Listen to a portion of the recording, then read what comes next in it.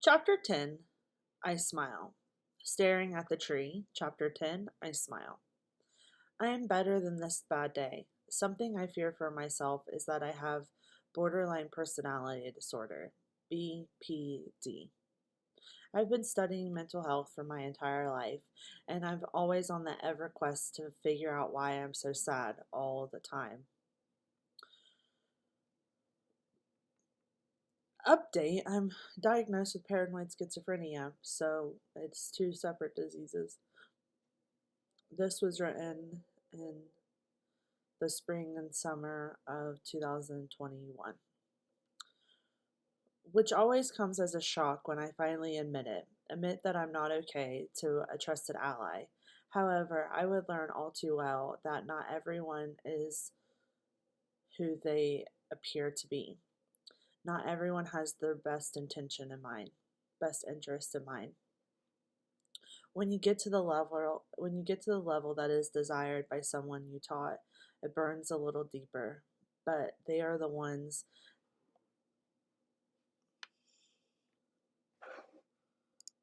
when they are the ones that put the metal in the forge, metal that was banged into, the knives to kill me, kill my trust in people, kill my hopes for changing lives, kill my unwavering love for people. However, this was my reminder that I always must remember that there are wolves in sheep's clothing wanting to exploit my sweetness, kindness, and honesty. An honesty that I refuse to change. This honesty is my superpower. I can cut anyone that crosses me on my own with a sentence, then giggle and walk away like nothing happened. The skill is only taught in the school of hard knocks. When this time comes, I say, okay, I need help. It's danger, danger. Something to know about me is my tough exterior is just that, an exterior. I'm hiding behind it as if it can save me. That wall is only a wall. That wall was torn down in a conversation with a friend in a park. My old friend who I met with in December 2020 at the park. A friend that likely knows me better than myself. When that friend got a good look at me and seen that this was fatal. Did I have the papers that said cancer? No. But I had a face that he no longer recognized. The sickness hit me, the sickness of letting other people's opinions matter. In the land of illusion I created on social media, I was a fake and a phony. I became my worst fear, a sellout. In my punk rock days, a sellout was somebody who chose money over the cause, went along with the crowd to stay comfortable. However, my internal gut was on fire, screaming for me to run. Throughout my career in healthcare, I have seen a lot of different kinds of situations and routes that I would like to avoid. Due to me seeing and knowing so much of it from my experience of life, I go on quests to fix my heart that broke a long time ago in a trailer park far, far away. I became a little lost girl in a world of forgotten children, where hungry wolves roamed in my quest to avoid certain fates that are gifted onto the forgotten, trying to align my signs and symptoms with one of the many ICD-10 codes I stared at, day in and day out looking for codes and labels. Which one describes me more? If I had $1 for every time someone smarter than me asked me what they should do in a patient's treatment, or which code I should use, I would not need to write this bestseller. However, I do not have the dollars that those smart people have. What I do have is years of resilience and grit. This grit cannot be found in your Ivy Leagues. I learned this from the streets of Hard Knocks. The skill that I have and heard them praise countless times. These skills were learned from struggle, a struggle that I understand from people in power have no idea.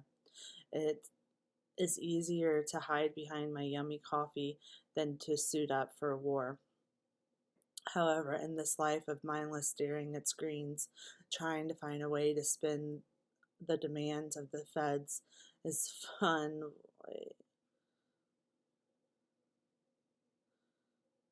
Is like trying to get children to clean their room.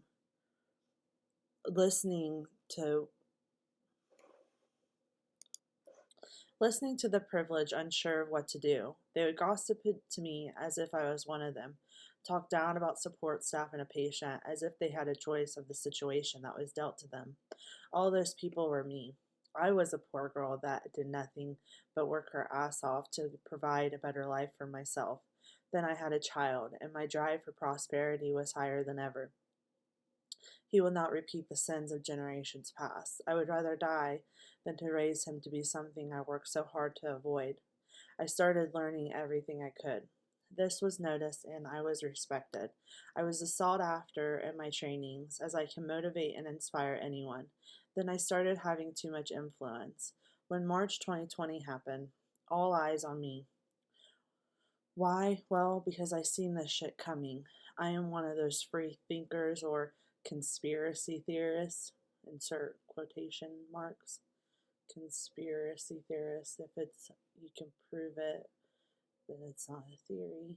It's fact. But I'm a conspiracy theorist. Which I laugh at the title of, for me because it's not a theory if it's true. See, I told you. I have seen enough evidence to know that this world is going to shit.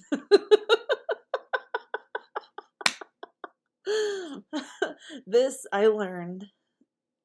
This I learned when my old friend sent me a video when I was 14 about the world going. This I learned when my old friend sent me a video when I was 14 about the world going to shit. I will not list it because the government is powerful and no thanks.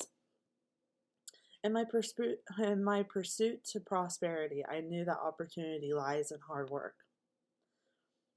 People miss their chance because they are lazy.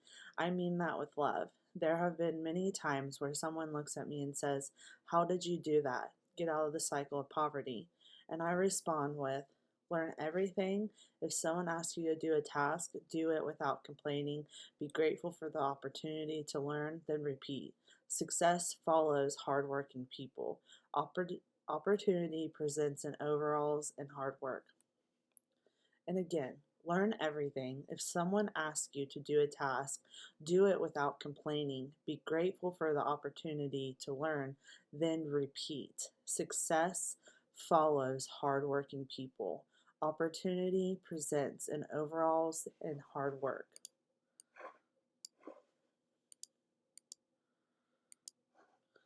This recipe is how I do it. Continue to pull myself up. I understand that I'm one of the lucky ones that got out. However, sometimes I feel as if I'm on a boat of safety and I left my fire friends to die. If I go back, I can risk my life and my pearls. Everybody's doing fine. I'm a little dramatic when I get to writing about stuff. It's everything is a soap opera. What I've learned in my life without my fire friends is no life at all. However, we always come back to each other. We would have never left one of our we would never left one of our own in the fire. And over the years, we save each other with words over the web, and each day I was thinking about my choices. This life I have now was the one I had wished for so deeply as a child, and every day I cherish it as I have prayed for the blessings I have today.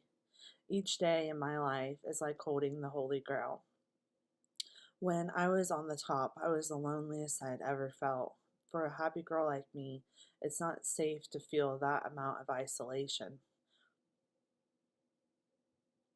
Self isolation that I placed on myself, my own prison to avoid the crossfire. In the lonely moments, my demons get loud, and since I felt so lonely, my mind got meaner than ever. A lesson that I've learned is that I stay busy to avoid my life. So I started working till I was going to blind. I started working till I was going to be blind by staring at the sun. I needed to change focus. You cannot go your entire life in the same place. You must grow. If you stop growing in the soil, pull yourself up and reroot into abundant soil. It's that simple. Reverse engineer your problem. Then slowly visualize the most perfect scenario. Then take ownership in your own part in the problem. My pet peeve is accountability or lack of accountability people have. People love to live in the circle of finger pointing. If you messed up, own it. If you did it, own it. You will never grow if you do not take ownership of your mistake. Do not backbite. Do not backbite. Backbiting is defined by me as being a turd or to be a turd. No one likes a turd. Do not talk like a turd. End of chat. Now back to my life in healthcare. What hat would the health system like me to wear? I love hats. Let's try them all on. People throughout my life, when I tell them how terrible I feel in my head, they always tell me to see a doctor. However, I have deep seated trust issues, therefore, I do not like the good doctors. I've I've trained enough clinicians in roles: implementation coordinator, human resource generalist, registered medical assistant, coordinator, and medical receptionist. I've carried many hats in my career. My most recent role as implementation coordinator, my job duties were to make sure that every employee knew how to input their work into the system correctly. This was important for funding for the government. When the new hires started in the role in the company I worked, my job was to make sure that they could document into the electronic medical record. That was called EMR in the healthcare world. I would spend a week or two trying to make sure that everyone felt supported and ready for the role. I had to quickly adapt to the person I was training. Now, this is something I do well: shapeshift into what someone else wants me to be quickly. This is my toxic trait that Mr. Shadows taught me to avoid trouble. If I razzle dazzle with my words, you can back out. You can back right on out of it with only scrapes and a new story. That in my behavior health world can be seen as alarming. To my friends that had titles stamped on them: licensed behavior health specialists, psychologists, physicians, clinicians, nurses, administration roles, STNA, and medical assistants, along with those who roam in the tower at the top of the hill. Over the 5 years at the company, I had a direct role in every employee that started after me. This company had a vision to help kids like me, and when I got a hold of the dream they were after, the dream was mine. What dream was that? Recognizing that social determinants of health were making people sicker. A social determinants of health is defined as the economic and social conditions that influence individuals and group differences in health status. In my words, poor people cannot help being sick because being poor is hard. Listening, the end. My dream became to make everyone understand. The first assignment: write my story of my hard life, train what I really cared about, and how to reverse engineer the problem. Being poor is hard, yes. How can we fix it? Creating a haven, one page at a time.